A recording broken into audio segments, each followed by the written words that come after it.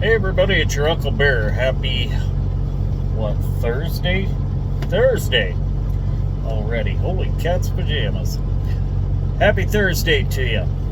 So, I was thinking, I had mentioned a while back that the FMCSA was kind of looking for comments regarding hours of service adjustments, if you will. And one thing that occurred to me, back when we were still on paper logs, drivers used a little quote-unquote flexibility, if you will, not sanctioned by the government, just on their own common sense. So let me give you a scenario. Let's say you're sitting in Worthington, Minnesota at a truck stop at, say, exit 43, and you run out of hours there, right? You ran out of hours, so you park at this truck stop, and there is an ice storm coming from the west. By the time your 10-hour break is up, you're going to be in this long, drawn-out ice storm, okay, with wind and everything, and you're on your way. Your destination is, say, Cincinnati. But the storm, the path it's forecasted to take, is going to go straight across I-90 in Minnesota. When it gets into Wisconsin, it'll start to veer to the northeast up towards Green Bay and into Canada.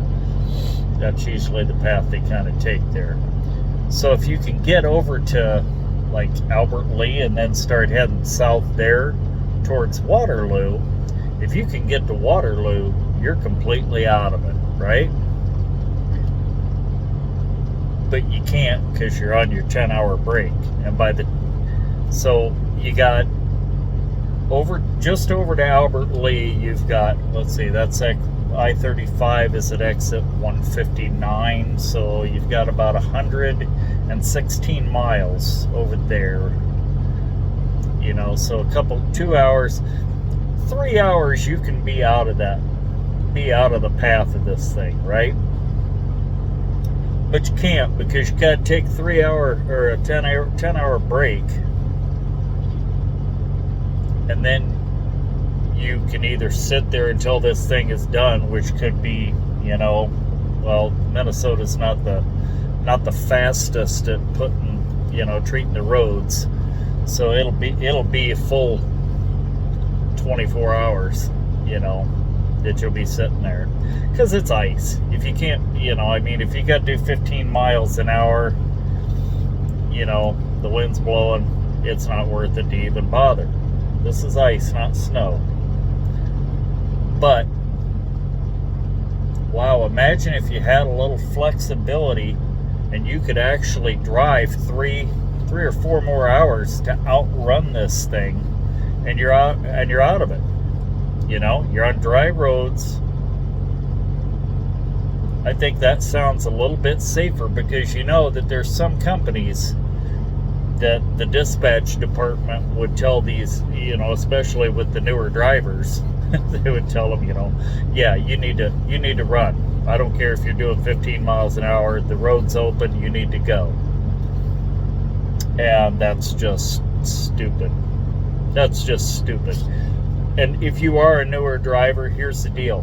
Number one, that dispatcher, he or she is not going to give you a second thought after they go home for the day. They don't care.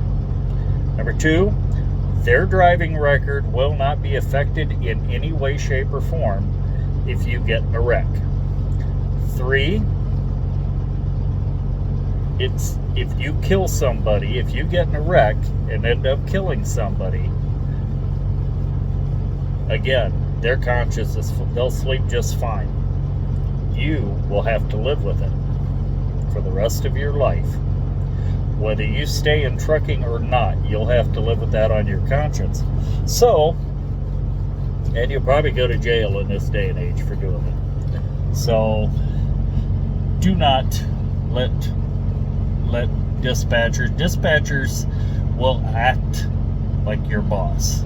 They'll act like your boss. They're not your boss. the owner of that company, the safety manager, they're your bosses. Okay? Remember that. Dispatcher, they're a peon just like us. So, anyway, it would be nice if the FMCSA gave us some flexibility on things like that. You know? Or, like I say, if you're, and I believe I said this in a previous video, if you're 2 hours from the house, it would be nice to have a little flexibility on that too. If you run out of hours, 2 hours from home, and you're going to be home for the weekend or whatever, give the drivers some flexibility and let them go on home, whether their 70 is up or not, you know, or they're 14 or whatever it is. Just let them drive the 2 hours home. That's just common sense, common decency, really. Anyway, that's all I got for today, kids. Be safe out there.